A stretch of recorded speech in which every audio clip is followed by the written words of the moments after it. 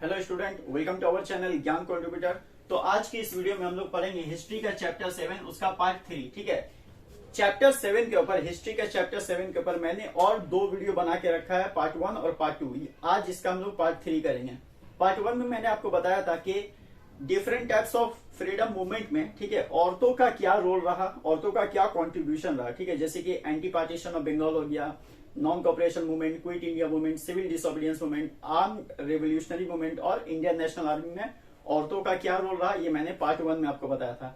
Part 2 में मैंने बताया था कि इन्हीं सारे मूवमेंट में, यानी non cooperation, civil disobedience, quit India, anti partition of Bengal, इन सब में स्टूडेंट्स का क्या कॉन्ट्रीब्यूशन, क्या रोल रहा था। ठीक है, उन लोगों ने क्या रोल प्ले किया था। ठीक है, आज हम लोग समझेंगे कि दलित क्या होता है। ठीक है, दलित के खिलाफ जो अत्याचार हो रहे थे उसके खिलाफ सबसे पहले किसने आवाज उठाई थी, और इस दलित की हालत को सुधारने के लिए, ठीक है, दलित समाज की हालत जो बहुत ही ज्यादा खराब थी उस वक्त, उसको सुधारने के लिए बाबा साहब अम्बेडकर ने क्या क्या किया। और जो एक सबसे इंपॉर्टेंट क्वेश्चन माध्यमिक के, अगर हम लोग लिहाज से अगर देखें, यानी माध्यमिक के पॉइंट ऑफ व्यू से देखें, तो एक क्वेश्चन जो आपका आने का बहुत ज्यादा चांसेस है लॉन्ग क्वेश्चन में, उसके बारे में मैं आपको इस वीडियो में बताऊंगा कि वो एक क्वेश्चन क्या हो सकता है लॉन्ग में, जो आपका आएगा ही आएगा। ठीक है, चाहे ऑप्शन में आए या मतलब आएगा ही आएगा। ठीक है, वो क्वेश्चन को भी, उस क्वेश्चन के बारे में भी मैं आपको बताऊंगा और उसका पूरा आंसर जो आपके बुक में है मैं उसको एक्सप्लेन भी करूंगा। ठीक है, तो पहले हम लोग समझ लेते हैं कि दलित होता क्या है। पार्ट 3 में हम लोग बेसिकली पूरा का पूरा दलित के बारे में पढ़ेंगे और दलित की हालत को सुधारने के लिए बाबा साहेब अम्बेडकर का क्या रोल रहा, और एक लास्ट क्वेश्चन जो हम लोग करेंगे जिसके बारे में मैंने आपको बताया कि मैं आपको बताऊंगा, उसके बारे में भी हम लोग करेंगे। ठीक है, तो दलित एक्चुअली में होता क्या है, दलित बोलते किसको है। ठीक है, दलित देखिए, दलित हिंदू समाज का ही एक पार्ट है। ठीक है, लेकिन हिंदू समाज में उसे बहुत निचला तबका समझा जाता था, यानी जो सबसे गरीब लोग होते हैं ना समाज के, यानी हिंदू समाज में जो सबसे ज्यादा गरीब लोग होते हैं, जिनका आर्थिक समस्या सबसे ज्यादा होता है, बेसिकली उन्हीं को दलित कहा जाता है। जो समाज में सबसे बिछड़े हुए होते हैं, यानी जो अमीर रहेगा और जो जमींदार टाइप का आदमी रहेगा, उसका पास एजुकेशन भी अच्छा होगा, पैसा भी अच्छा होगा, उनका घर भी अच्छा होगा, जाहिर है सब कुछ अच्छा होगा। और वो हिंदू समाज में दरअसल चार क्या बोलते हैं, ये होते हैं, चार जाति के लोग होते हैं। जैसे कि आपने पढ़ा होगा ब्राह्मण, इसके बारे में आपने जरूर पढ़ा होगा, ब्राह्मण, क्षत्रिय, वैश्यास और शूद्रास। ठीक है, मैं सबका नाम लिखने जाऊंगा तो बहुत टाइम लग जाएगा। चार तबका के बारे में आपने जरूर पढ़ा होगा कि ब्राह्मण, क्षत्रिय, वैश्य, शूद्र, ये हिंदू समाज में चार वर्ण होते हैं। ठीक है, और जो दलित होता है ना वो पांचवा हिस्सा में आता है, यानी वो शूद्र से भी सबसे नीचे है। तो दलित समाज बेसिकली उसको बोलते हैं जो समाज में सबसे बिछड़ा हुआ है, जो सबसे गरीब है और जिसका एक्सप्लॉयटेशन का मतलब होता है जिसका इस्तेमाल सबसे ज्यादा आज तक किया जाता था, उसको बोलते हैं दलित। ठीक है, अब दलित के खिलाफ जिसने सबसे पहले आवाज उठाई थी वो बी आर अम्बेडकर नहीं थे, बी आर अम्बेडकर भी थे लेकिन बाद में वो आए थे। ठीक है, तो सबसे पहले जो आवाज उठाई थी दलित के खिलाफ वो थे, दलित के खिलाफ मतलब दलित के ऊपर जो जुल्म हो रहा है उसके खिलाफ। ठीक है, दलित के खिलाफ नहीं, उनका नाम था महात्मा ज्योतिबा फूले। महात्मा गांधी आप लोग मत लिख दीजिएगा, ठीक है, महात्मा ज्योतिबा फूले लिखिएगा। इन महात्मा ज्योतिबा फूले ने सबसे पहले दलित के खिलाफ, जो दलित के ऊपर जो जुल्म होता है, अब देखिए दलित के ऊपर क्या क्या जुल्म होते थे। ठीक है, दलित के साथ इतना बुरा सुलूक किया जाता था, जैसे कि अगर दलित हैं, ठीक है, और आप स्कूल में जा रहे हैं तो आपके साथ बाकी बच्चों जैसा सुलूक नहीं किया जाएगा। ठीक है, आपका साथ जो सुलूक किया जाएगा उसमें क्या रहेगा, आपको सबसे अलग बैठाया जाएगा। हो सकता है बाकी सारे बच्चे बेंच में बैठे हुए हों, आपको नीचे बैठाया जाएगा। आप एक बोरी लेकर जाइए और नीचे बैठिए। क्यों? क्योंकि आप जो बाकी जो लोग हैं उनकी तरह आप सुपीरियर नहीं है, आप बहुत ही ज्यादा इंफीरियर क्वालिटी के लोग हैं। ठीक है, इसीलिए आपको नीचे बैठाया जाएगा। अगर पानी सब एक नल से सब लोग पी रहा है तो उस नल से आप पानी नहीं पी सकते। अगर आपने उस नल से पानी पी लिया तो वो पानी अशुद्ध हो जाएगा, ठीक है, इम्प्योर हो जाएगा, और आपको मंदिर में भी जाने की इजाजत नहीं है। यानी ये सब मैं दलित के बारे में कह रहा हूँ, दलित को मंदिरों में जाने की इजाजत नहीं थी, जहां से सब लोग पानी पी रहे हैं वहां से पानी पीने की इजाजत नहीं थी, यानी दलित को इतना घटिया समझा जाता था। ठीक है, तो उसके खिलाफ सबसे पहले जिसने आवाज उठाई थी वो थे महात्मा ज्योतिबा फूले। उन्होंने एक मूवमेंट शुरू किया था जिसका नाम था सत्यशोधक मूवमेंट, सत्यशोधक मूवमेंट, और ये उन्होंने शुरू किया था 1872 में। ठीक है, और इसको अपग्रेड करने के लिए इन्होंने एक ऑर्गेनाइजेशन बनाया था जिसका नाम था सत्यशोधक समाज। ये आपका 1 मार्क का क्वेश्चन में पूछ सकता है। ठीक है, माध्यमिक में कि हु फाउंडेड सत्यशोधक समाज, तो आंसर होगा 1873 में ज्योतिबा फूले ने किया था। वेन, तो 1873 आप लोग लिखेंगे, और किसने किया था, तो महात्मा ज्योतिबा फूले ने। ठीक है, आता है क्वेश्चन 1 मार्क्स में पूछ लेता है। ठीक है, तो ज्योतिबा फूले कहाँ के रहने वाले थे, महाराष्ट्र का, याद रखिएगा महाराष्ट्र के रहने वाले थे ये।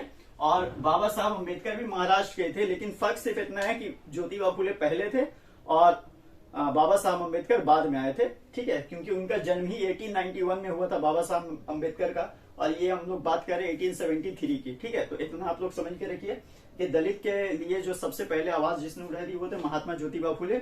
उन्होंने एक मूवमेंट चलाया था जिसका नाम था सत्यशोधक मूवमेंट, जो चलाई गई थी 1872 में, और इसके लिए उन्होंने एक ऑर्गेनाइजेशन बनाया था सत्यशोधक समाज, जो बना था 1873 में। ठीक है, तो बाबा साहब अम्बेडकर के बारे में हम लोग बात कर लेते हैं। देखिए, बाबा साहब अम्बेडकर का जन्म 1891 में, ठीक है, 1891 में महाराष्ट्र में एक मेहर खानदान में हुआ था। मेहर खानदान किसको बोलते हैं, दलित को ही बोलते हैं। ठीक है, अब अम्बेडकर साहब जब स्कूल में जाते थे तो उन्हें बाकी बच्चों के साथ बैठने की इजाजत नहीं थी।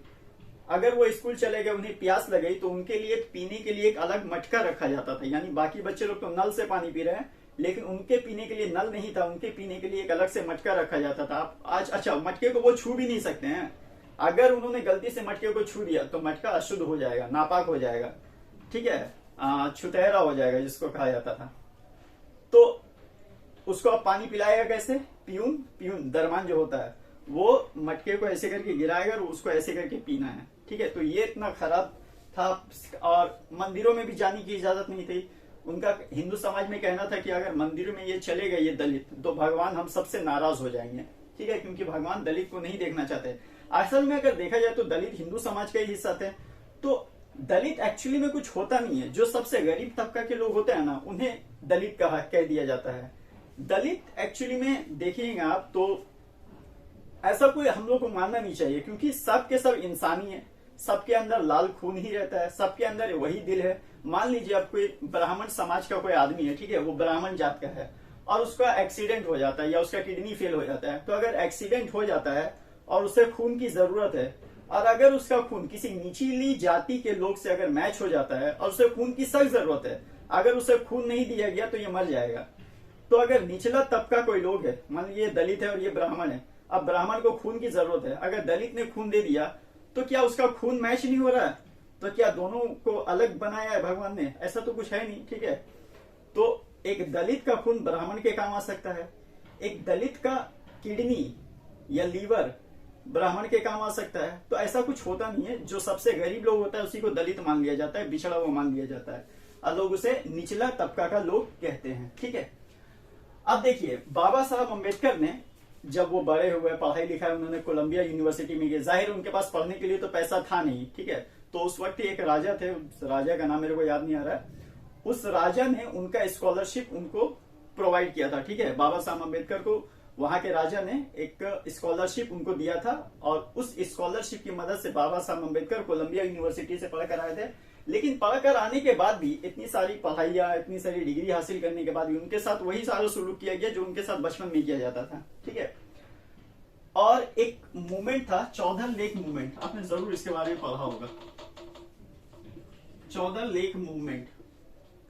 अब ये क्या है, देखिए नाम से ही समझ में आ रहा, लेक। लेक मतलब किसी लेक का बात हो रहा है। लेक अब किसको बोलते हैं? झील को, पानी का झील को लेक बोला जाता है। यहाँ पे क्या हुआ था कि बाबा साहब अम्बेडकर ने 1927 में, ठीक है, 1927 में बाबा साहब अम्बेडकर ने अपने फॉलोअर्स के साथ गए और एक लेक में पानी पी लिया। अब लेक में पानी पी लिया, जाहिर ऐसे ही उठाकर पिएंगे हाथों से। ठीक है, अब जब ब्राह्मण को इस बात की खबर मिली तो ब्राह्मण ने लगभग वहां पर एक राइट जैसा सिचुएशन क्रिएट हो गया था। मारधाड़ शुरू हो गया, पुलिस का लाठीचार्ज हो रहा है, ब्राह्मण लोग दलित को मारने लगा। ठीक है, बाबा साहब अम्बेडकर तो अपने फॉलोअर्स के साथ गए थे वहां पर पानी पीने के लिए, प्यास बुझाने के लिए, लेकिन वहां पर लगभग लड़ाई झगड़ा का माहौल बन गया था। क्यों इन लोगों ने यहाँ से पानी पी लिया? अब ये निचली जाति के लोग इससे पानी पिएगा तो जाहिर है ये क्या होगा, ये पानी अशुद्ध हो गया। अब जब पानी अशुद्ध हुआ तो ब्राह्मण के पंडित आए, ब्राह्मण के जमींदार लोग आए, और वहां पर उस पानी में दूध गिराने लगे, शरबत गिराने लगे, वहां पंडित जी मंत्र पढ़ने लगा। क्यों? ये पानी अशुद्ध हो चुका था, अब ये हमारे पीने के लायक नहीं है। और जब इतना पानी अगर हम लोग बर्बाद कर देंगे तो हमारा तो बहुत बड़ा नुकसान हो जाएगा। तो एक काम करो, इस पानी में थोड़ा सा दूध मिलाओ, थोड़ा सा मंत्र जाप करो, थोड़ा सा मंत्र पढ़ना शुरू करो, तो उससे पानी क्या हो जाएगा, शुद्ध हो जाएगा, प्योर हो जाएगा। ठीक है, तो ये उन लोगों का मानना था। तो ये था चौधर लेक मूवमेंट। ठीक है, और इसके बाद बाबा साहब अम्बेडकर ने हिंदू की एक किताब है जिसमें कास्टिसिज्म के बारे में बहुत ज्यादा डिस्कस किया गया है, उसका नाम था मनुस्मृति। मनुस्मृति, ठीक है, उसको बाबा साहब अम्बेडकर ने जला दिया था। ठीक है, और इस दिन को मनुस्मृति दहन दिवस के नाम से मनाया जाता है। ठीक है, और एक मूवमेंट चलाया था बाबा साहब अम्बेडकर ने, इसका नाम था कालाराम मूवमेंट। देखिए कालाराम मूवमेंट, अब ये क्या है, देखिए कालाराम मूवमेंट, कालाराम एक टेम्पल का नाम है, मंदिर का। ठीक है, और ये नासिक में है। ठीक है, अब नासिक में कालाराम मूवमेंट है, वहां पर दलितों का जाना मना था। ब्राह्मणों का कहना था कि यहाँ पे दलित नहीं आ सकते, अगर दलित आएंगे तो यहाँ का जो भगवान है वो नाराज हो जाएंगे इससे। दलितों को बेसिकली वहां पर जाने की इजाजत नहीं थी। लेकिन बाबा साहब अम्बेडकर ने वहां के जो पुजारी थे उनके साथ कुछ नेगोशिएशन किया, उनको फाइनली वहां पर जाने की इजाजत मिल गई। और इस बात की भी इजाजत मिल गई थी कि जो रथ यात्रा फेस्टिवल होता है, रथ यात्रा फेस्टिवल आप लोग जानते हैं, एक फिल्म आप लोग देखिएगा, विरासत मूवी है अनिल कपूर की, उसका एकदम लास्ट सीन में, बहुत छोटा सा सीन है लेकिन मेरे ख्याल से आप लोगों ने रथ यात्रा फेस्टिवल के बारे में जरूर सुना होगा। उसमें जो हिंदू धर्म के लोग जो होते हैं उसको रस्सी पकड़ने की इजाजत होती है। ठीक है, और बेसिकली उस टाइम में जो दलित के लोग थे, ठीक है, दलित के लोग थे, उनको भगवान का वो रस्सी पकड़ने का इजाजत नहीं था। भीड़ होती है, बहुत ज्यादा भीड़ होती है वहां पे, हर हिंदू समाज, हिंदू धर्म का लोग वहां पे उस रस्सी को पकड़ता है, भगवान का उस रस्सी को पकड़ता है, उसको बोला जाता है रथ यात्रा फेस्टिवल। अब दलितों को वो रस्सी पकड़ने की इजाजत नहीं थी, तो वो इजाजत भी दिलवाई कि हाँ रथ यात्रा फेस्टिवल में वो जो रस्सी होती है उसको भी वो लोग पकड़ सकता है, दलित लोग, कोई दिक्कत नहीं है। अब ये इजाजत मिलने के बाद वहां का जो ब्राह्मण समाज का लोग था उसने बहुत ज्यादा विरोध किया, बोले अरे ऐसे कैसे, दलित लोग मंदिर में भी आएगा, रथ यात्रा फेस्टिवल का वो रस्सी को भी पकड़ेगा, एकदम मना कर दिया। तो ब्राह्मण लोग ने, यानी जो ऊंची जाति के लोग होते हैं, उन्होंने बहुत ज्यादा विरोध किया। तो बाबा साहब अम्बेडकर ने ये सब देखने के बाद अपना जिंदगी का एकदम आखिरी स्टेज में आकर, ठीक है, और भी बहुत सारी बातें हैं जो मैं आपके सामने आगे करूंगा। अब आखिरी स्टेज है इसका मतलब ये नहीं कि बाबा साहब अम्बेडकर का यहाँ पर बात खत्म हो जाता है। ठीक है, 1956 में ये उनका जिंदगी का आखिरी साल था।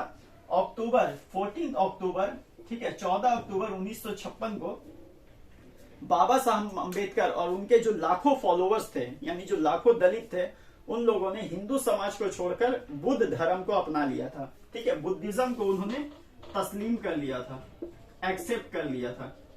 ठीक है, बुद्धिज्म को, क्योंकि बाबा साहब का मानना था कि हिंदू समाज में इतने सारे फिरके हैं, इतने ज्यादा कास्ट हैं कि हम लोगों को बहुत ज्यादा दिक्कत होती है। ठीक है, तो बुद्धिज्म एक बहुत ही अच्छा ऑल्टरनेटिव है हिंदू समाज से। ठीक है, ऑल्टरनेटिव का मतलब अगर ये अच्छा नहीं रहा तो वो ठीक है, इसके बदले में वो, उसको बोलते हैं ऑल्टरनेटिव। ठीक है, तो हिंदू धर्म से बाबा साहब अम्बेडकर उनके लाखों फॉलोअर्स बुद्धिज्म में कन्वर्ट हो गए थे। ठीक है, यानी अब वो लोग बुद्धिस्ट बन गए थे।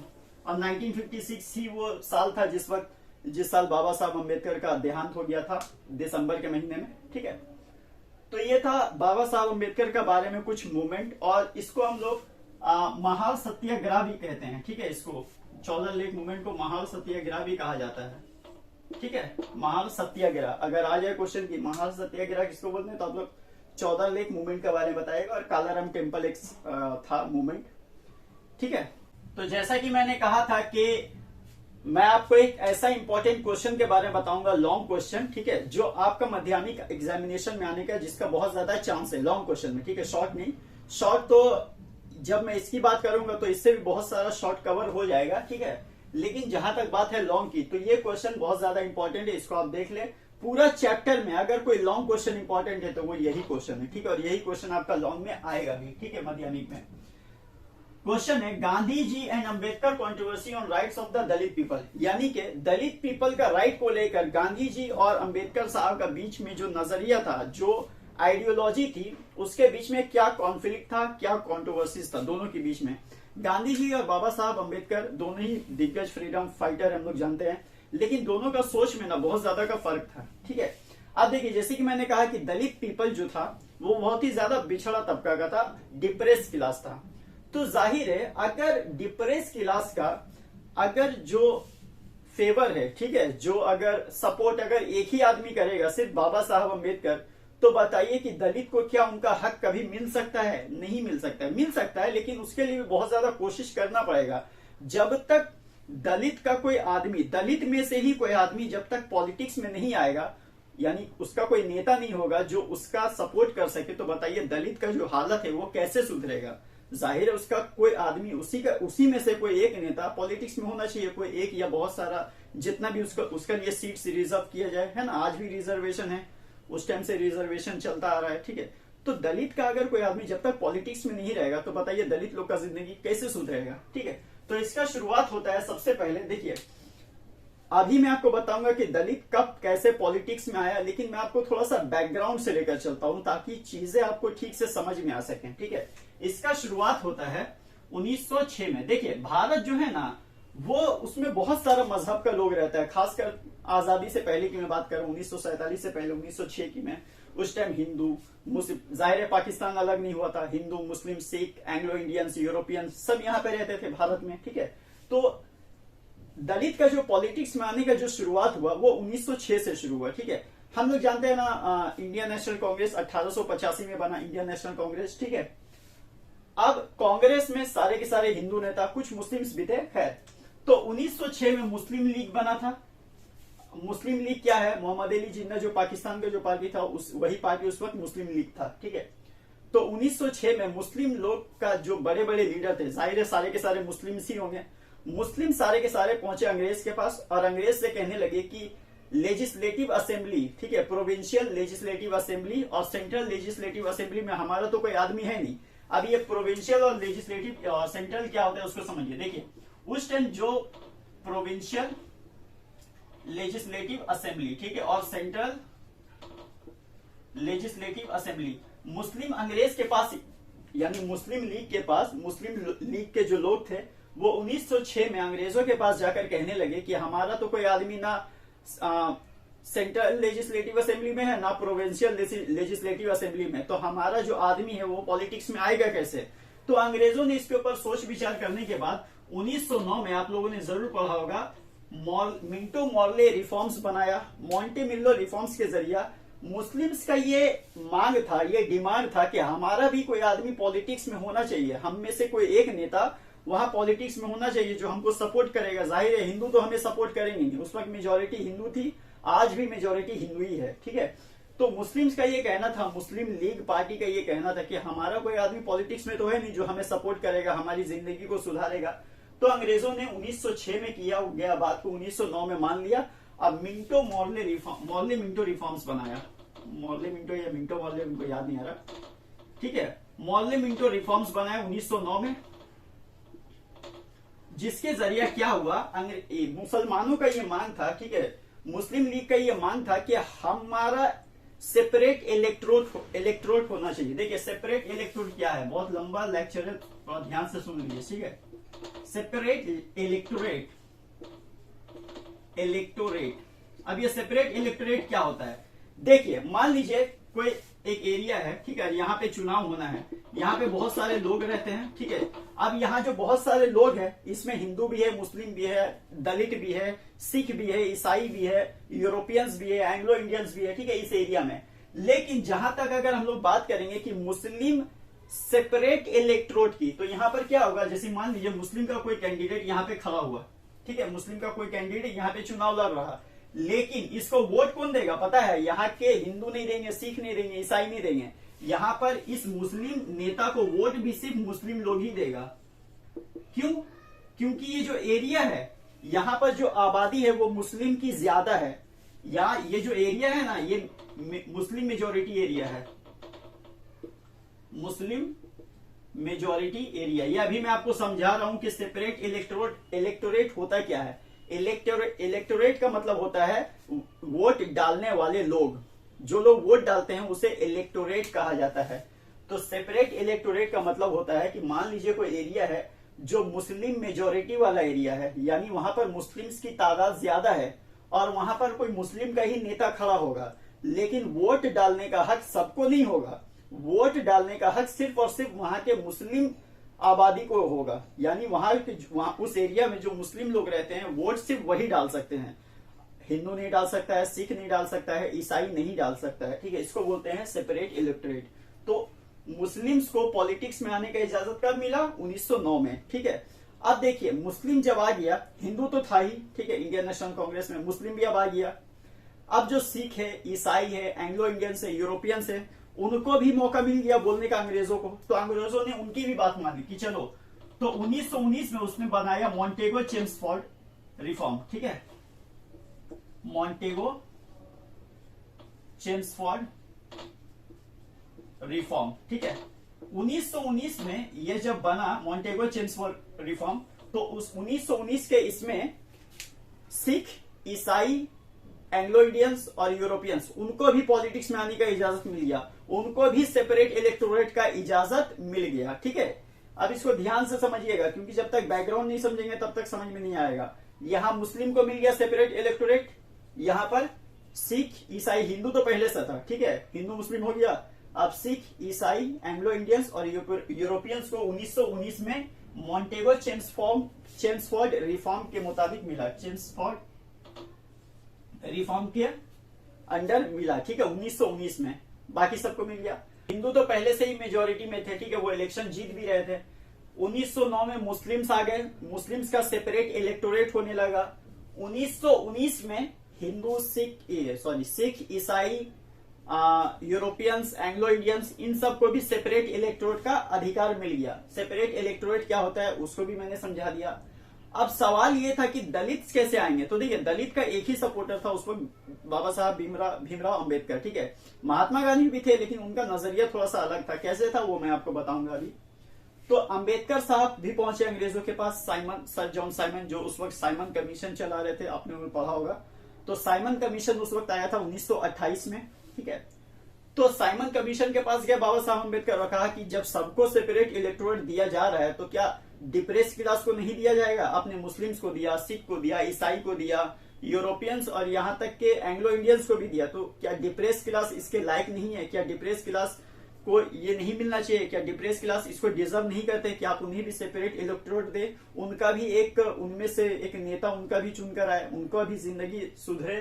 तो अंग्रेजों ने इसकी भी बात मान ली, कहा कि ठीक है। अब देखिए दलित क्या है, दलित जैसे कि मैंने बताया वो हिंदू समाज का ही एक हिस्सा है। तो जैसे मुस्लिम्स को आप अलग नहीं कर सकते, जैसे कि मुस्लिम में शेख और सैयद को आप अलग नहीं कर रहे हो, तो हिंदू में आप क्यों वो ब्राह्मण और वो दलित को अलग कर रहे हो? ये माना था गांधी जी का, ठीक है। तो फिलहाल खैर अभी हम लोग इसको समझते हैं कि बाबा साहब अम्बेडकर अंग्रेजों के पास गए और उन्होंने भी दलित के लिए, ठीक है, डिप्रेस क्लास लोगों के लिए, पिछड़े तबका के लोगों के लिए सेपरेट इलेक्टोरेट की मांग की। तो 1932 समझिए, 16 अगस्त, ध्यान से समझिएगा, 16 अगस्त 1932 को ब्रिटिश के प्राइम मिनिस्टर थे रामसे मैकडोनाल्ड, ठीक है, रामसे मैकडोनाल्ड। अब ब्रिटिश प्राइम मिनिस्टर है ये, ठीक है, British prime minister Ramsay McDonald ने 16 अक्टूबर 1932 को, ठीक है, राउंड टेबल कॉन्फ्रेंस हो गई थी, उसके बाद की बात है ये। 16 अगस्त 1932 को British prime minister Ramsay McDonald ने कम्युनल अवार्ड का ऐलान कर दिया। कम्युनल अवार्ड क्या होता है इसको समझिए। कम्युनल अवार्ड में कहा गया था कि जो दलित लोग हैं उनको भी सेपरेट इलेक्टोरेट दिया जाएगा और प्रोविंशियल लेजिस्लेटिव असेंबली में उनकी जो सीट्स होगी वो होगी 71, ठीक है, 71 सीट्स दिया जाएगा प्रोविंशियल लेजिस्लेटिव असेंबली में, 71, ठीक है, और सेंट्रल लेजिस्लेटिव असेंबली में उनको दिया जाएगा 18 सीट। आज के हिसाब से अगर मैं आपको इसको समझाने जाऊं तो सेंट्रल लेजिस्लेटिव असेंबली बेसिकली बोलते हैं आज के टाइम में लोकसभा को, और प्रोविंशियल लेजिस्लेटिव असेंबली आज के टाइम में बोलते हैं विधानसभा को, ठीक है। अगर इसको हम लोग थोड़ा सा साफ सुथरा इलाका से समझे तो, साफ सुथरे तरीके से अगर हम लोग समझे तो प्रोविंशियल लेजिस्लेटिव असेंबली, जैसे इंडिया में इतने सारे राज्य हैं, है ना, बंगाल का ही अगर हम लोग एग्जाम्पल के तौर पे माने तो बंगाल में विधानसभा का सीट्स कितना है? 294, है ना। वेस्ट बंगाल में विधानसभा का सीट कितना है? 294, और वेस्ट बंगाल का लोकसभा में सीट कितना है? 42 सीट, है ना। तो इस हिसाब से मैं आपको सिर्फ समझाने के लिए मैं बता रहा हूं ताकि आप ये कंफ्यूज ना हो कि प्रोविंशियल लेजिस्लेटिव असेंबली किसको बोलते हैं भाई, सेंट्रल लेजिस्लेटिव असेंबली किसको बोलते हैं। तो मैं ये समझाने के लिए मैं कह रहा हूँ कि सेंट्रल लेजिस्लेटिव असेंबली यानी आज का लोकसभा और प्रोविंशियल लेजिस्लेटिव असेंबली मतलब आज का विधानसभा, ठीक है। तो 1932 16 अगस्त 1932 को रामसे मैकडोनल्ड ने कम्युनल अवार्ड का ऐलान कर दिया, जिसके तहत दलित मेंबर को 71 सीट्स प्रोविंशियल लेजिस्लेटिव असेंबली में और 18 सीट सेंट्रल लेजिस्लेटिव असेंबली में, यानी दलित के 18 लोग सेंट्रल लेजिस्लेटिव असेंबली में उनका रिजर्वेशन रहेगा और प्रोविंशियल लेजिस्लेटिव असेंबली में 71 सीट उनको दिया जाएगा, जहां पर उनका सेपरेट इलेक्टोरेट होगा। सेपरेट इलेक्टोरेट को मैं आपको एक बार फिर से समझा देता हूं। मान लीजिए कोई एरिया है जहां पर दलित लोग ज्यादा रहते हैं, मान लीजिए दलित मेजोरिटी वाला एरिया है, ठीक है। अब यहाँ पे दलित का ही कोई आदमी खड़ा होगा, तो यहाँ पे अब इस दलित नेता को जो लोग वोट देगा वो और कोई तबका का लोग नहीं दे सकता है, और कोई कम्युनिटी का लोग नहीं दे सकता, उसको वोट भी सिर्फ दलित लोग ही देगा, क्योंकि दलित का मेजोरिटी है, दलित लोग ही वोट देगा और दलित का वोट से वो नेता चुनकर प्रोविंशियल लेजिस्लेटिव असेंबली या सेंट्रल लेजिस्लेटिव असेंबली में बेसिकली इनको सेपरेट इलेक्टोरेट दिया गया था, ठीक है, कम्युनल अवार्ड के जरिए। अब ये जो कम्युनल अवार्ड था ये गांधी जी को पसंद नहीं आया था। क्यों नहीं आया था? क्योंकि गांधी जी का ये मानना था कि अरे अगर ये दलित लोगों को अगर सेपरेट इलेक्टोरेट अगर दे दोगे तो ये तो हिंदू समाज से बिल्कुल अलग है। हिंदू तो अभी मेजोरिटी में है, आज भी मेजोरिटी में है, उस वक्त भी मेजोरिटी में था, ठीक है। तो हिंदू से आप इसको अलग क्यों कर रहे हो? आपने मुस्लिम्स को तो अलग नहीं किया, आपने तो ऐसा नहीं कहा कि शिया अलग होगा सुन्नी अलग होगा, आपने ऐसा किया क्या? यहाँ पर शिया सुन्नी अलग किया नहीं किया ना मुस्लिम्स में। तो हिंदू को क्यों, ब्राह्मण को अलग और दलित को अलग कर रहे हो? उसको हिंदू में ही रहने दो ना, यानी हिंदू जो उस वक्त मेजोरिटी में था उसी में रहने दो, उसको आप अलग करके दलित को अलग से सेपरेट इलेक्टोरेट क्यों दे रहे हो, है ना भाई। जैसे मुस्लिम्स में बहुत ज्यादा फिरका होता है, बहुत सारा जाति होता है, उसी तरह से हिंदू में भी जाति है, ब्राह्मण है, क्षत्रिय है, क्षत्रिय है, वैश्यास है, शूद्रास है, उसके बाद दलित है, ठीक है। तो गांधी जी का ये मानना था, लेकिन बाबा साहब अम्बेडकर का मानना था कि दलित की जिंदगी तभी सुधर सकती है जब तक वो पॉलिटिक्स में ना जाए और जब तक उनको प्रॉपर एजुकेशन ना मिल जाए, ठीक है। तो खैर 16 अगस्त 1932 को कम्युनल अवार्ड जारी कर दिया गया, ठीक है। और इसमें क्या क्या था ये भी मैंने आपको बता दिया। अब 16 अगस्त के बाद 20 सितंबर 1932 में ही, ध्यान से समझिए, 20 सितंबर 1932 में जब गांधी जी पूना के यरवाड़ा जेल में थे, ठीक है, पूना के यरवाड़ा जेल में, इसके बारे में आपने जरूर पढ़ा होगा, यरवाड़ा जेल पूना में। उस वक्त गांधी जी जेल में थे, अंग्रेजों ने उन्हें जेल में बंद कर दिया था ताकि सिविल डिसोबीडियंस मूवमेंट का जो सेकेंड सीजन है वो शुरू ना हो सके, ठीक है। जाहिर है अगर नेता ही अगर जेल में रहेगा तो मूवमेंट कैसे चलेगा नेता के बगैर। तो गांधी जी को उस वक्त का जो गवर्नर था उन्हें जेल में डाल दिया था, ठीक है। तो पूना के यरवाड़ा जेल में गांधी जी थे और ये कम्युनल अवार्ड उन्हें बिल्कुल भी पसंद नहीं आया था कि अरे दलित को आप सेपरेट इलेक्टोरेट दोगे, इन्हें प्रोविंशियल लेजिस्लेटिव असेंबली में 71 सीट और सेंट्रल लेजिस्लेटिव असेंबली में 18 सीट इन्हें दिया जाएगा, इससे तो हिंदू तबका 2 हिस्सा में बढ़ जाएगा, हिंदू धर्म जो है वो 2 हिस्से में बढ़ जाएगा, और ये गांधी जी नहीं चाहते थे। तो उन्होंने 20 सितंबर 1932 को जेल में ही रह के भूख हड़ताल चालू कर दी थी, ठीक है, भूख हड़ताल। और उन्होंने कसम खा ली थी कि जब तक ये कम्युनल अवार्ड वापस नहीं लिया जाएगा तब तक मेरा भूख हड़ताल खत्म नहीं होगा। अब अंबेडकर साहब के सामने बहुत ज्यादा प्रेशर, गांधी जी के जितने भी फॉलोअर्स थे उन्होंने अंबेडकर साहब पर दबाव डाला कि अरे आपकी वजह से और अंग्रेजों की वजह से बापू ने खाना पीना छोड़ दिया है, वो भूख हड़ताल पर उतर आए हैं।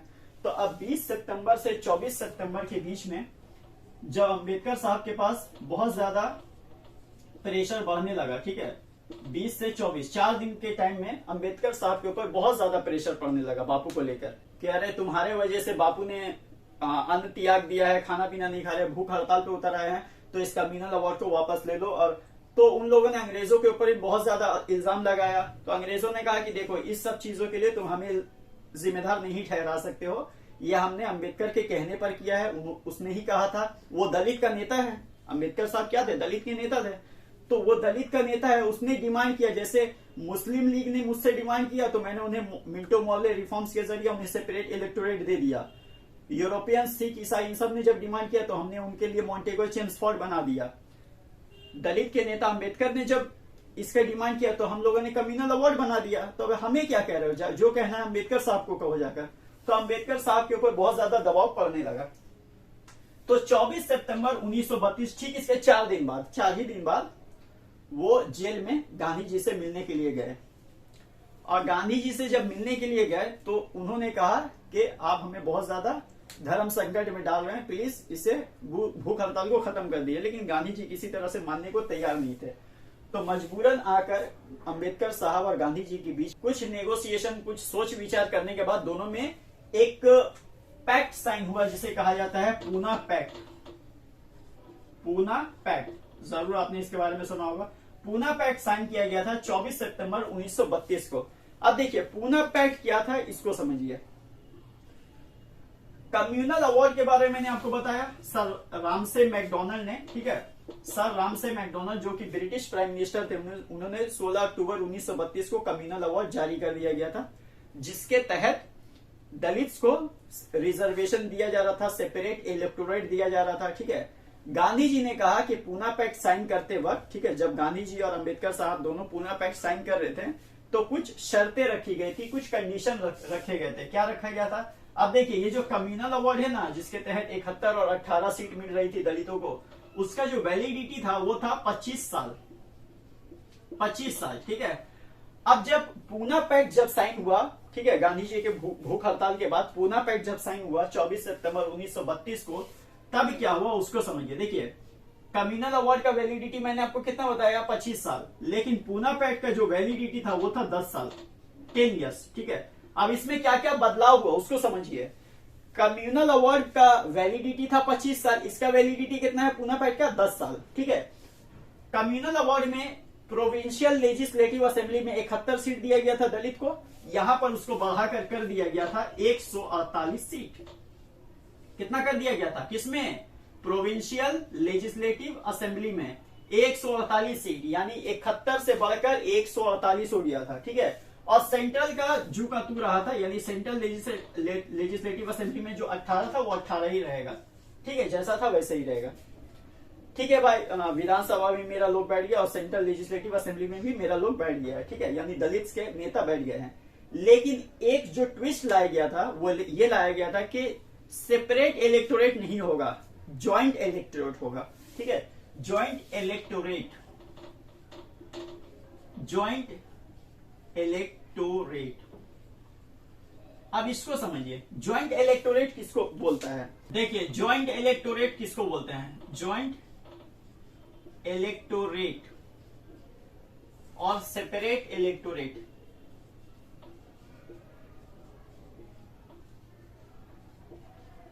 इलेक्टोरेट का मतलब होता है वोट डालने वाले, ठीक है, जैसे कि आपके एरिया में जितने भी लोग वोट डालते हैं उसको बोला जाता है इलेक्टोरेट। आप सेपरेट और ज्वाइंट क्या होता है उसको समझिए। देखिए सेपरेट में मैं 2 बार बता चुका हूं, एक बार फिर से मैं आपको बता देता हूं, दोनों में क्योंकि फर्क बताना है हमको, है ना। तो ये देखिए यहाँ पे मान लीजिए इस एरिया में बहुत सारे लोग रहते हैं जो डिफरेंट धर्म से बिलोंग करते हैं, डिफरेंट कम्युनिटी से बिलोंग करते हैं, ठीक है। अब जो सेपरेट इलेक्टोरेट होगा तो ये मान लीजिए, मिसाल के तौर पर ये मान लीजिए दलित मेजोरिटी वाला एरिया है, यानी ये एक ऐसा एरिया है जहां पे दलित लोग ज्यादा रहते हैं। अब यहाँ पे दलित का एक मेंबर खड़ा होगा चुनाव में, इलेक्शन में, तो यहाँ पे रहने वाले जो दलित लोग हैं सिर्फ वही उसको वोट देंगे, बाकी सबको वोटिंग राइट्स नहीं मिलेगा, ठीक है। वोट डालने का हक सबको नहीं दिया जाएगा, सिर्फ उसे दिया जाएगा। तो वोट डालने का हक सिर्फ किसको मिलेगा, सिर्फ दलित लोगों को ही वोट डालने का हक मिलेगा, और यहां से दलित का लीडर चुनकर सत्ता में बैठ जाएगा। अब ज्वाइंट इलेक्टोरेट क्या होता है, देखिए यहाँ पर इस एरिया में मान लीजिए डिफरेंट कम्युनिटी के लोग हैं, ठीक है। अब डिफरेंट कम्युनिटी के लोग हैं, यानी हिंदू भी है, सिख भी है, ईसाई भी है, और यूरोपियंस और एंग्लो इंडियंस, हिंदू धर्म, दलित लोग सब है, ठीक है, यहाँ पे सब है। अब यहाँ पे जब ज्वाइंट इलेक्टोरेट होगा तो जाहिर है जो ज्यादा आबादी वाला होगा और ज्यादा लोग जिसको वोट देगा, जैसे आज का टाइम में होता है, अब जिसने जाहिर है सब ज्यादा से ज्यादा मेजोरिटी लोगों ने नरेंद्र मोदी को वोट दिया तब वो प्राइम मिनिस्टर बन गया, ठीक है। बंगाल में ज्यादातर लोगों ने दीदी को वोट दिया, ममता बनर्जी को वोट दिया, तो वो सीएम बन गई, ठीक है, मोदी पीएम बन गया। तो उसी तरह से यहाँ पर ज्वाइंट इलेक्टोरेट में क्या होगा, जिसको ज्यादा वोट मिलेगा वो जीत जाएगा। लेकिन अगर मैं बात करूं इसका रिजर्वेशन में, कि रिजर्वेशन में ज्वाइंट इलेक्टोरेट क्या होता है। रिजर्वेशन चूंकि मिला था, दलित्स को तो रिजर्वेशन मिला है, सिर्फ चेंज क्या हुआ है, गांधी जी ने पूना पैक्ट साइन करते वक्त क्या कहा कि कम्युनल अवार्ड में इन्हें सेपरेट इलेक्टोरेट दिया गया है, अब इसको चेंज करो ज्वाइंट इलेक्टोरेट में। ये गांधी जी का मानना था पूना पैक्ट साइन करने से पहले, दोनों का सहमति था। बाबा साहब अम्बेडकर का भी उसमें सहमति था, उन्होंने हाँ कहा था, बोला ठीक है। लेकिन सीट्स को डबल से भी ज्यादा कर दिया गया था, 71 सीट था, 148 उसको कर दिया गया था। तो रिजर्वेशन में ज्वाइंट इलेक्टोरेट क्या होता है उसको समझिए, इन सब चीजों को समझना जरूरी है, ठीक है, वरना फिर मार खाएंगे। तो ज्वाइंट इलेक्टोरेट क्या होता है उसको समझिए। अब रिजर्वेशन में, ठीक है, रिजर्वेशन में जो आपको हक दिया गया है, देखिए यहाँ पर क्या होता है, ये एक एरिया है, ठीक है। अब यहाँ पर डिफरेंट कम्युनिटी के लोग हैं, ठीक है, हिंदू धर्म, सिख, ईसाई, एंग्लो इंडियंस, यूरोपियंस, दलित्स सभी हैं, ठीक है। अब यहाँ पर क्या किया जाएगा, सबसे पहले एक प्री इलेक्शन किया जाएगा, यानी मेन इलेक्शन से पहले एक प्री इलेक्शन होगा, ठीक है, इलेक्शन से पहले भी एक इलेक्शन होगा, जिसमें क्या किया जाएगा, लेकिन उसमें सबसे पहले दलित ही सिर्फ वोट करेंगे। जो प्री इलेक्शन होगा ना, प्री इलेक्शन यानी इलेक्शन से पहले एक इलेक्शन जो होगा, उसमें सिर्फ और सिर्फ दलित लोग वोट करेंगे। तो मान लीजिए दलितों ने वोट किया और 4 नेता चुनकर आए, ABCD, ये 4 नेता चुनकर आए। ये किसने चुना, दलित ने चुना। अब ज्वाइंट इलेक्टोरेट में क्या होगा, रिजर्वेशन का ज्वाइंट इलेक्टोरेट, ठीक है, रिजर्वेशन का ज्वाइंट इलेक्टोरेट में क्या होगा कि ये जो चारों नेता जिसको दलित ने चुना है ABCD करके प्री इलेक्शन में, ठीक है, अब क्या होगा ज्वाइंट इलेक्टोरेट में, अब यहाँ पे रहने वाले जितने भी कम्युनिटी के लोग हैं, हिंदू, सिख, ईसाई सभी उसको वोट देंगे। अब जब वोट देंगे सब मिलकर वोट देंगे, ठीक है, मुस्लिम भी वोट देगा, सब वोट देगा, और इन चारों में से कोई एक चुनकर यहाँ का नेता बनेगा। मान लीजिए ए जीत गया, चारों में से ए जीत गया, तो वो वहां का रिप्रेजेंटेटिव बन जाएगा। लेकिन अल्टीमेटली वो हुआ कौन, वो दलित ही हुआ। 4 पहले चुना गया, प्री इलेक्शन ही किया गया ना, प्री इलेक्शन में तो 4 नेता चुना गया, चारों दलित। अब चारों का जब इलेक्शन हुआ, चारों में जब मुकाबला हुआ, तो ए जीत गया। तो अल्टीमेटली हम लोग देख रहे हैं कि ये दलित का ही चुना गया है, दलित को ही चुना गया है अल्टीमेटली, क्योंकि जो पहले 4 चुना गया था, चारों दलित था। ABCD क्या था, चारों दलित था। अब जब ज्वाइंट इलेक्टोरेट में जब सभी ने वोट दिया, तो उसमें से एक चुनकर आया, तो पता चला वो दलित ही है, क्योंकि अम्बेडकर साहब ने पूना पैक्ट साइन करने टाइम ही कह दिया था कि अगर ज्वाइंट इलेक्टोरेट रखेंगे तो जाहिर है दलित को तो कोई वोट देगा नहीं, तो जब दलित जीत ही नहीं पाएगा तो फिर इसका मतलब क्या, पूना पैक्ट का मतलब। तो गांधी जी ने कहा ठीक है, एक प्री इलेक्शन करवा देंगे, जिसमें पहले 4 या 2 या 3 पहले दलित ही वोट करेगा, सिर्फ दलित वोट करेगा, उसमें से जो चुन के आएगा 2-3, फिर एक सब मिलकर वोट करेंगे और उसमें से कोई एक आदमी चुनकर रिप्रेजेंटेटिव यानी वहां का नेता बन जाएगा। तो आई होप ये आपको समझ में आ गया होगा। तो यही फर्क था गांधी जी और अंबेडकर में, ठीक है। अंबेडकर साहब ये चाहते थे कि दलित भी पॉलिटिक्स में आए, उनको भी सपोर्ट करने वाला उनका कोई, उन्हीं में से उनका कोई हमदर्द हो, कोई नेता हो। लेकिन गांधी जी इसके खिलाफ इसलिए थे क्योंकि उनका मानना था कि ये हिंदू धर्म को 2 हिस्सों में बांट देगा, ठीक है। तो ये 2 नजरिया था। और एक चीज था, गांधी जी को ये लगता था कि ये जो लड़ाई है ये धार्मिक लड़ाई है, यानी यहाँ पर धर्म के हिसाब से लड़ाई हो रहा है कि हिंदू धर्म के लोग ही हिंदू धर्म के लोगों पर जुल्म कर रहे हैं और फिर वो उसके खिलाफ मूवमेंट चला रहा है। तो ये कह सकते हैं मजहबी लड़ाई है। महात्मा गांधी जी का मानना था कि ये एक धार्मिक लड़ाई है, लेकिन अंबेडकर साहब का मानना था कि एक धार्मिक लड़ाई नहीं है, ये एक सामाजिक लड़ाई है, ठीक है। यानी समाज में जो अब तक जो दलित समाज को इतना ज्यादा पिछड़ा माना जाता था, उनके साथ इतना ज्यादा भेदभाव किया गया, इतना सारा उनका एक्सप्लॉयटेशन किया गया, इस्तेमाल किया गया, उनके ऊपर जुल्म किया गया, तो ये एक तरह का सामाजिक लड़ाई है। और याद रखिए, अंबेडकर साहब ने खुद ही कहा था कि दलित का जो हालत है उसको अच्छा कपड़ा पहना देने से, या जो ऊंची जाति के जो लोग खाना खा रहे हैं वही खाना खिला देने से या पानी पिला देने से उनका हालत नहीं सुधरेगा। उनका हालत सुधरेगा उनको एजुकेशन देकर, ठीक है। अगर उनका पढ़ाई लिखाई अच्छे से किया जाए, उनको भी पॉलिटिक्स में हिस्सा देने दिया जाए, तो उनका हालत सुधर सकता है, अदरवाइज नहीं सुधर सकता है, ठीक है। इसीलिए मैंने एक बार पहले भी आपको बताया था कि उन्होंने हिंदू की किताब की है मनुस्मृति, उसको बाबा साहब अम्बेडकर ने जला दिया था। और तो और उन्होंने अपनी जिंदगी के आखिरी स्टेज में जाकर हिंदू धर्म से बुद्धिज्म को उन्होंने बुद्धिज्म में वो कन्वर्ट हो गए थे। ठीक है, तो ये सारा कुछ कंट्रोवर्सीज था बीच में बाबा साहब अम्बेडकर और गांधी जी के बीच में। आई होप ये आपको समझ में आया होगा। अब एक जो लास्ट हमारा है वो है नामाशूद्र मूवमेंट को हम लोग समझ लेते हैं। अब देखिए नामाशूद्र मूवमेंट क्या होता है। नामाशूद्र मूवमेंट भी बेसिकली दलितों के लिए ही चलाया गया था। दलितों का जो इतना एक्सप्लॉयटेशन हो रहा था, इतना ज्यादा जो उसके ऊपर जुल्म किया जा रहा था, उसके लिए चलाया जा रहा था। अब बाबा साहब अम्बेडकर और गांधी जी जो मूवमेंट चला रहे थे वो बेसिकली महाराष्ट्र में चल रहा था। ठीक है, महाराष्ट्र एरिया में, जिसको उस वक्त बॉम्बे प्रेसिडेंसी कहा जाता था। लेकिन ये जो नामाशूद्र मूवमेंट है ये बंगाल में नहीं चल रहा था, ये चल रहा था ईस्ट बंगाल में। ईस्ट बंगाल मतलब आज का जो बांग्लादेश है, और वहां का एक सिटी था फरीदपुर, आज भी है। ठीक है, फरीदपुर, वहां पे चल रहा था ये नामाशूद्र मूवमेंट। और ईस्ट बंगाल का जो दलित होता है उसी को बेसिकली नामाशूद्र कहा जाता था। ठीक है, और वहां पे जो दलित का जो मूवमेंट को जो लीड कर रहा था उसका नाम था हरिचंद्र ठाकुर। हरिचंद्र ठाकुर, ठीक है, ये वहां पे जो मूवमेंट चल रहा था दलित मूवमेंट, जिसको नामाशूद्र मूवमेंट कहा जाता है, उसके वो लीडर भी थे और फाउंडर भी थे। ठीक है, हरिचंद्र ठाकुर।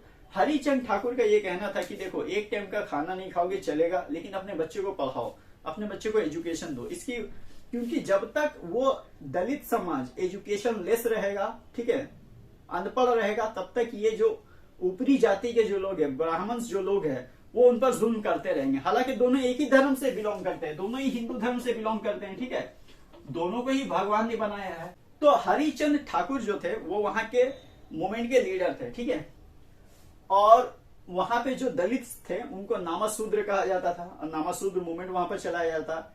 और ये कहां चलाया जाता? ईस्ट बंगाल का फरीदपुर, यानी आज का जो बांग्लादेश है वहां का एक सिटी है फरीदपुर। ठीक है, और उनका ये मानना था कि खाना खाओ या मत खाओ, भूखे रह जाओ, लेकिन अपने बच्चों को पढ़ाओ, शिक्षा जरूर दो। ठीक है, उसके बाद हरिचंद्र ठाकुर ने इस मूवमेंट को चलाया। उसके बाद उनका डेथ होने के बाद उनका बेटा आता है गुरुचंद ठाकुर।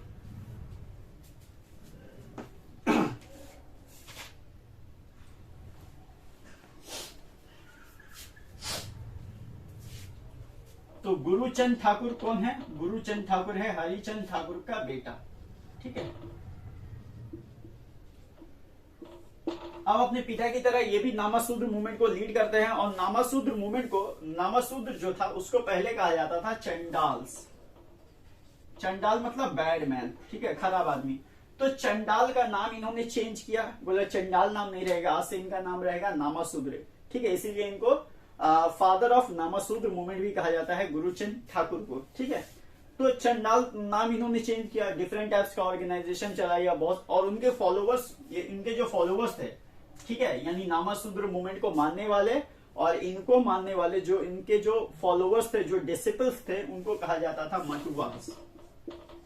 ठीक है, ये बेसिक सा चीज, इसको आप याद रखिएगा। हालांकि नामाशूद्र मूवमेंट माध्यमिक के पॉइंट ऑफ व्यू से उतना ज्यादा इंपॉर्टेंट रहता नहीं है, फिर भी एक दो क्वेश्चन इससे आ ही जाता है, बहुत कम आता है, लेकिन फिर भी आप इसको जान के रखें। ठीक है, तो इनके फॉलोवर्स को कहा जाता था मटवास। इनके मटवास को इन्होंने बहुत सारा ऑर्डर्स दिया। ठीक है, बहुत सारी बातें बताई, हक की बातें बताई। ठीक है, कि झूठ से परहेज करना चाहिए, हमेशा सच का रास्ता अपनाना चाहिए, एजुकेशन हासिल करो, पॉलिटिक्स में उतरो। ब्राह्मण अगर तुम पर कोई जुल्म कर रहा है तो वो तब तक कर रहा है जब तक तुम पढ़ लिख नहीं लेते हैं। पढ़ लिख लो, एजुकेशन हासिल कर लो, तो ब्राह्मण का ये जो जुल्म है ये तुम्हारे हिस्से में नहीं आएगा। ठीक है, और ये ब्राह्मण क्या है? ब्राह्मण तुम्हारे ही जैसा एक इंसान है। ठीक है, और तुम लोग तब तक दलित हो जब तक तुम्हारे पास पैसा नहीं आ जाते। पैसा आ गया, एजुकेशन आ गया, तुम दलित रहोगे नहीं। ठीक है, तो उनके मानने वालों को मटुआस कहा जाता था। और इन्होंने एक बात कही थी कि जो दलित है वो और कोई नहीं है, वो ब्राह्मण का ही हिस्सा है। वो लोग भी पहले ब्राह्मण ही हुआ करते थे, और समाज में इनका बहुत ज्यादा एक्सप्लॉयटेशन होने के बाद इन्हें दलित कहा गया। ठीक है, गुरुचंद ठाकुर का ये कहना था।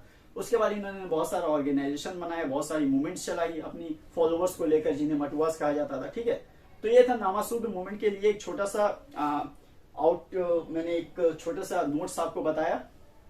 तो ये था हिस्ट्री का चैप्टर 7 का पार्ट 3। ठीक है, जिसमें बेसिकली हम लोगों ने दलित का बारे में ही बोला जाता है। और हाँ, वो क्वेश्चन आप मत छोड़िएगा। ठीक है, गांधी जी और बाबा साहब अम्बेडकर के बीच में जो कॉन्ट्रोवर्सीज थी दलित के राइट्स को लेकर, उसको वो क्वेश्चन को आप बिल्कुल भी स्किप मत कीजिएगा। और कम्युनल अवार्ड कब हुआ था, फिर पूना पैक्ट कब साइन हुआ था, पूना पैक्ट के क्या क्या कंडीशंस थे, ठीक है, इन सब क्वेश्चंस को आप ध्यान में रखिएगा, आपका ऑब्जेक्टिव में भी बहुत ज्यादा हेल्प करेगा। और ऑब्जेक्टिव का जो मैं क्वेश्चन है, क्वेश्चन आंसर का वीडियो जो है वो मैं बहुत जल्द लाने वाला हूँ इसी चैप्टर का, चैप्टर 7 का। तो बने रहिए हमारे इस सीरीज में, और वीडियो आपको कैसे लगा हमें कमेंट सेक्शन में जरूर बताएं। तब तक के लिए bye bye, take care and thank you so much for watching this video.